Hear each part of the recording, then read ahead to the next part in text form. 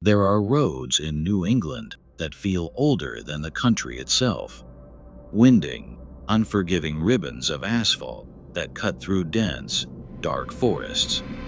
On the night of February 9, 2004, one of these roads, Route 112 in Haverhill, New Hampshire, became the setting for a mystery that continues to haunt us 2 decades later. The air was cold, just 26 degrees Fahrenheit, and a veil of darkness cloaked the snow-covered pines. This is the story of a young woman's disappearance. A disappearance that began with a car crash that wasn't quite a car crash. At approximately 7:27 p.m., a local school bus driver named Butch Atwood was finishing his route. As he rounded a sharp hairpin turn known as the Weathered Barn, his headlights fell upon a strange scene. A black 1996 Saturn sedan was stopped, facing the wrong direction, jammed into a snowbank on the side of the road. The car wasn't mangled. It looked more like it had simply spun out and come to an awkward, silent rest. Inside, a young woman was in the driver's seat. Atwood, a man familiar with the dangers of these icy roads, pulled over to help. The woman was 21-year-old Maura Murray. Atwood approached the driver's side window. He asked Maura if she was okay, if she needed him to call the police. Maura, though visibly cold and shivering, was adamant. "No," she insisted. "Don't call the police." She claimed she had already called AAA for roadside assistance. This was the first strange detail in a night that would soon be full of them. There was no cell service in that remote area, a fact both Maura and the local bus driver would have known. Despite her refusal, Atwood sensed something was not right. He knew she needed to get out of the cold. He offered her a ride to his home, just a few hundred yards up the road, where she could wait in the warmth and safety. Again, she refused. Seeing he couldn't force her, Butch Atwood got back in his bus and drove the short distance home. At 7:43 p.m., concerned for the young woman alone in the dark, he made the call himself. He dialed 911 and reported the single car, non-injury accident on Route 112. The call was logged. Help was on its way. At 7:46 p.m., a mere 3 minutes after Atwood's call, the first officer, Sergeant Cecil Smith of the Haverhill Police Department, arrived on the scene. The timeline is critical. From the moment Butch Atwood left Maura to the moment law enforcement arrived, less than 10 minutes had passed. But when Sergeant Smith stepped out of his cruiser, the scene was eerily still. The black Saturn was there, its hazard lights off, the driver's side airbag deployed. The windshield was cracked, and a small box of red wine was spilled on the passenger seat. But the driver was gone. Sergeant Smith scanned the area with his flashlight. There were no footprints in the deep snow surrounding the car. There were no signs of a struggle, just the quiet hum of the winter night and an abandoned vehicle locked from the inside. In the brief 7 to 10 minute window between a Good Samaritan's call and a police officer's arrival, Maura Murray had vanished into the cold, dark air. She was never seen again. How does a person simply cease to exist? In the aftermath of February 9th, this was the question that echoed through the snow-covered woods of Haverhill, New Hampshire. Investigators were faced with a locked car, a bizarre accident scene, and a timeline of less than 10 minutes. But the clues to this mystery might not lie in the snow on Route 112. To understand where Maura Murray went, we first have to understand who she was and what she was running from. On the surface, Maura was the picture of success. a 21-year-old nursing student at the University of Massachusetts Amherst, a talented track star, a former cadet at the prestigious United States Military Academy at West Point. She was bright, driven, and had her whole life ahead of her. But in the winter of 2004, beneath that capable exterior, a series of cracks had begun to form, revealing a young woman under immense personal pressure. The first clear sign of distress came on Thursday, February 5th, just 4 days before she vanished. Maura was at work, manning the security desk at her dormitory. In the middle of her shift, her supervisor found her in a near catatonic state, staring blankly into space, her eyes filled with tears. When her supervisor finally got her to speak, Maura was incoherent, repeating just two words over and over. My sister. A phone call had come through to the desk. To this day, the content of that call, and the reason for her emotional collapse, remains a mystery. 2 days later, on Saturday, February 7th, another incident. Maura's father, Fred, was in town visiting. He had just bought a brand new Toyota Corolla.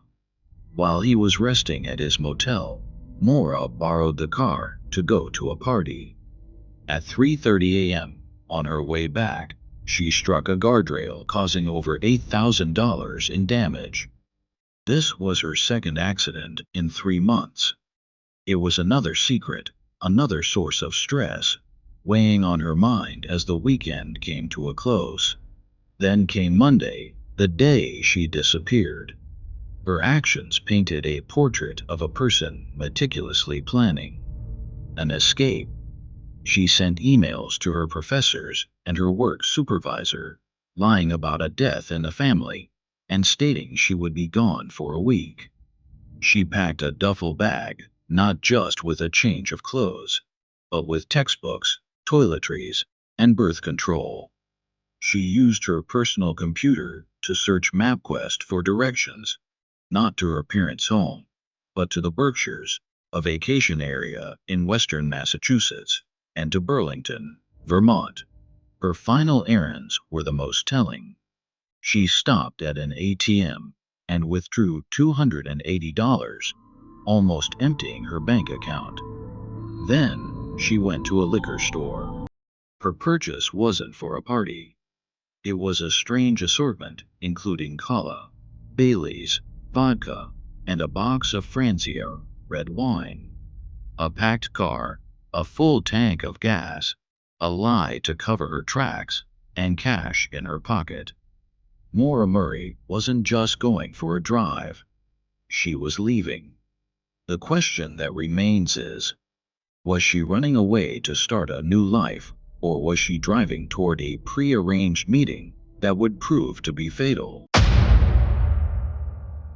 A packed car, a lie about a family emergency, a final destination unknown.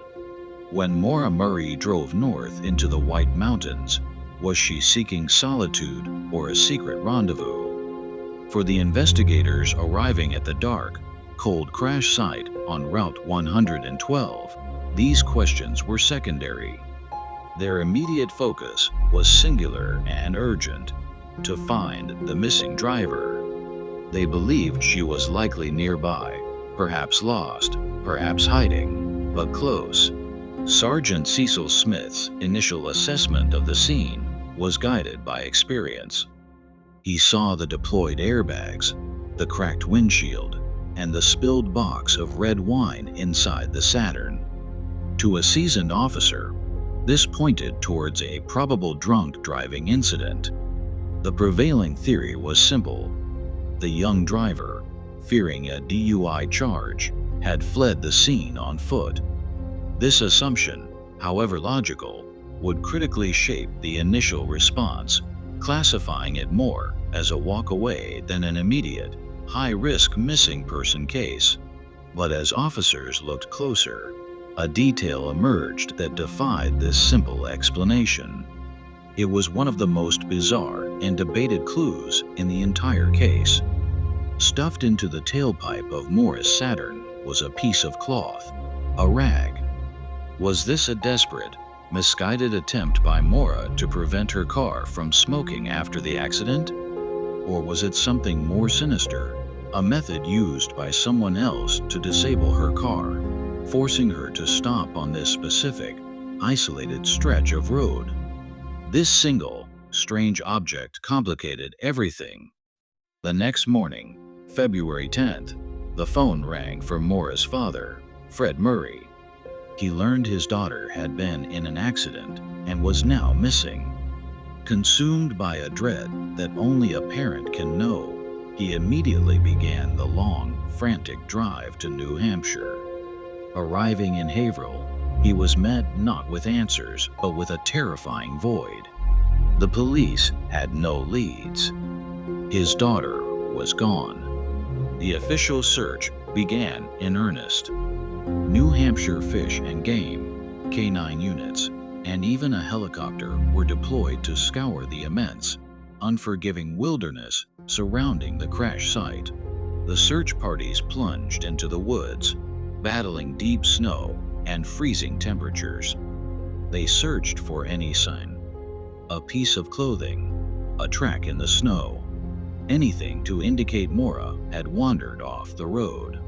But they found nothing. The woods, it seemed, were untouched. The most crucial clue came from the search dogs. The K-9 unit picked up Maura's scent from an item in her car. But the trail went cold just 100 feet east of the crash site, right on the edge of the asphalt. The dogs didn't lead into the forest. They stopped dead in the middle of the road. The implication was chilling and clear. Maura Murray did not wander into the woods to die of exposure. Her journey on foot ended abruptly. In that short, 7 to 10 minute window, all evidence suggests she got into a vehicle. The question that turned the case from a missing person search into a potential abduction was no longer where she was, but who she was with. The trail had gone cold on the frozen asphalt of Route 112. The search dogs all but confirmed that Maura Murray did not succumb to the elements in the vast New Hampshire wilderness. She had vanished from the roadside, and the most logical conclusion was also the most terrifying. She had gotten into a car. This single point transformed the investigation, branching it into a labyrinth of conflicting theories, each with its own dark implications. The first major theory is that Maura was not alone.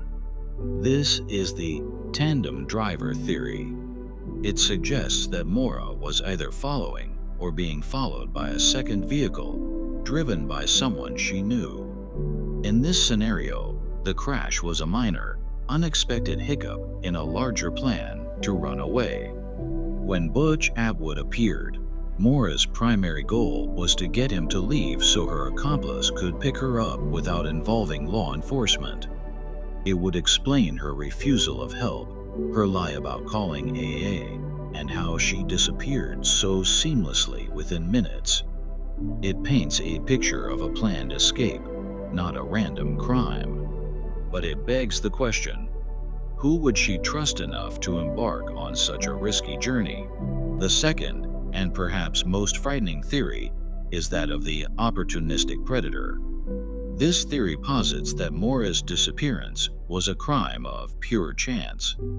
A predator, driving that same dark road, saw the perfect opportunity. A young woman, alone, with a disabled car in an area with no cell service. They could have pulled over, offered a ride, and, under the guise of help, abducted her. This would account for the dogs losing her scent at the road and the complete lack of evidence at the scene. It relies on the terrifying coincidence of a predator happening upon the scene in that exact 7 to 10 minute window. While statistically unlikely, for anyone who has traveled a lonely road at night, the possibility feels chillingly real. The The third theory brings the mystery much closer to home, literally. This is the local connection theory. It suggests the person responsible was not a stranger passing through, but someone who lived just steps from the crash site. Immediately after the disappearance, rumors began to swirl around a specific property, an A-frame house located less than a quarter mile from where Maura's Saturn was found. Over the years, witnesses came forward with accounts of strange activity and suspicious vehicles near that house around the time Maura vanished. The proximity is undeniable. Could Maura, disoriented after the crash, have walked a short distance to this house seeking help, only to stumble into a fatal encounter? While multiple searches of the property over the years have yielded intriguing items, no definitive evidence has ever formally linked any resident to Maura's fate. A planned escape with a secret friend, a random, monstrous crime on a dark highway, or a deadly encounter at a neighbor's door. Three theories, each plausible, each lacking the crucial piece of evidence to make it fact. With the official investigation yielding more questions than answers, the search for Maura Murray was about to be taken up by two new, powerful forces: her desperate family, refusing to give up hope, and a new generation of investigators, armed not with badges, but with keyboards and an obsession with the truth. When an official investigation stalls, a case can easily fade into a cold, forgotten file. But Maura Murray's story refused to disappear. The void left by the lack of official answers was filled by two powerful, opposing forces. The first was born from love and desperation, the relentless quest of a father who made a promise to his daughter. The second was born from technology and obsession, a new, digital army of citizen detectives who would turn the case into one of the internet's first and most enduring mysteries. Fred Murray refused to accept silence as an answer. For months, and then for years, he became a fixture in the New Hampshire landscape. He made countless trips from his home in Massachusetts to search the unforgiving woods himself, often alone, following any gut feeling or sliver of a tip. He plastered towns with missing posters, their ink bleeding in the rain and snow, a constant, heartbreaking reminder of his quest.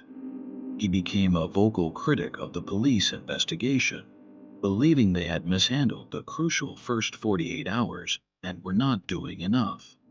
His search was analog, fueled by a father's grief and a gritty, old-fashioned determination to bring his daughter home.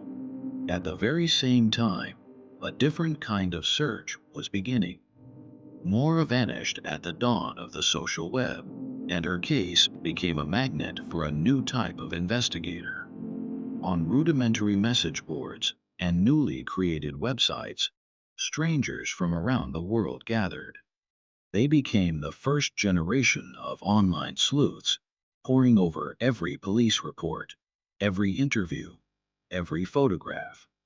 They debated the rag in the tailpipe, the tandem driver theory, and the A-frame house with an obsessive passion. This digital echo chamber kept Maura's name alive, ensuring she would never be just another forgotten face on a poster. But this new form of investigation was a double-edged sword. While the online communities unearthed overlooked details and kept pressure on law enforcement, they also became breeding grounds for wild speculation and damaging misinformation. Individuals remotely connected to the case were harassed. Rumors were presented as facts, and a tangled web of conspiracy theories began to obscure the known evidence. The line between helpful analysis and harmful obsession blurred, creating a chaotic storm of information that both helped and hindered the search for truth. Out of this digital chaos emerged tantalizing, if unverified, clues. One of the most famous was the Londonderry ping, a tip surfaced suggesting that a voicemail left on Maura's boyfriend's phone in the days after her disappearance had pinged a cell tower in Londonderry, New Hampshire, a location miles away from the crash site. While never officially substantiated by law enforcement, the ping became a cornerstone of online theories for years, a ghost of data pointing to the possibility that Maura had traveled south, not north, after the crash. The search for Maura Murray was no longer one investigation, but three, often running at cross purposes. The official, methodical police work, the father's raw, emotional ground search, and the internet's sprawling, chaotic digital hunt. As the years turned into a decade, the case would only grow more complex, with new technologies and shocking discoveries forcing everyone to look at the evidence and each other all over again. More than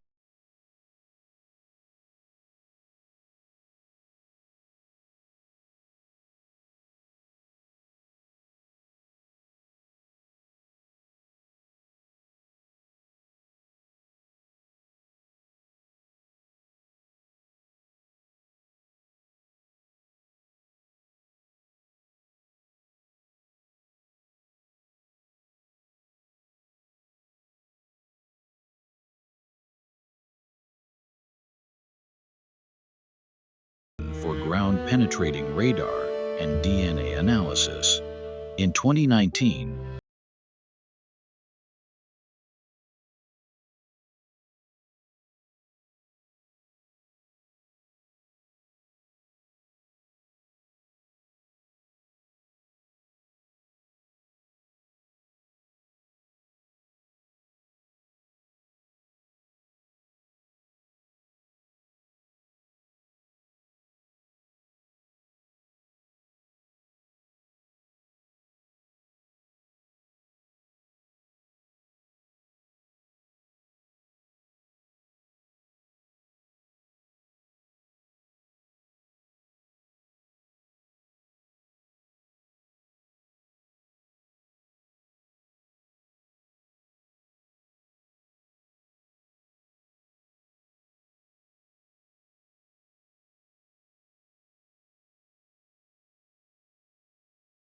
there is a persistent, quiet hope that a single, forgotten trace of evidence from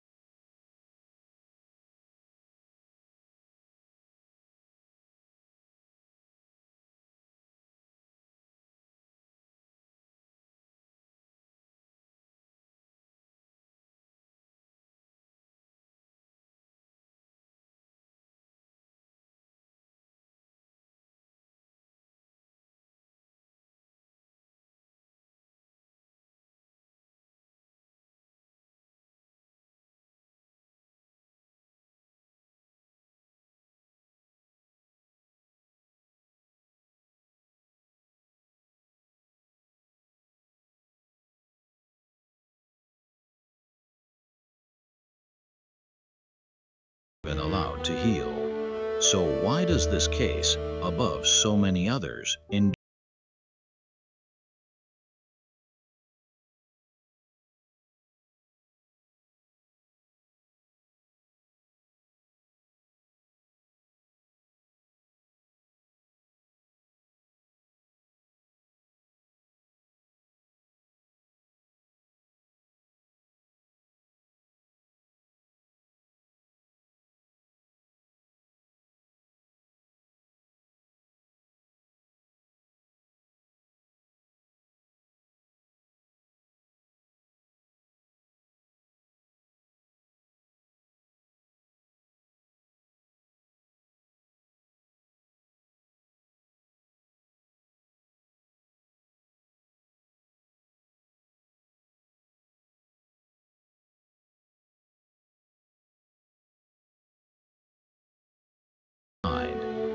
Maura Murray. A daughter, a sister, a student.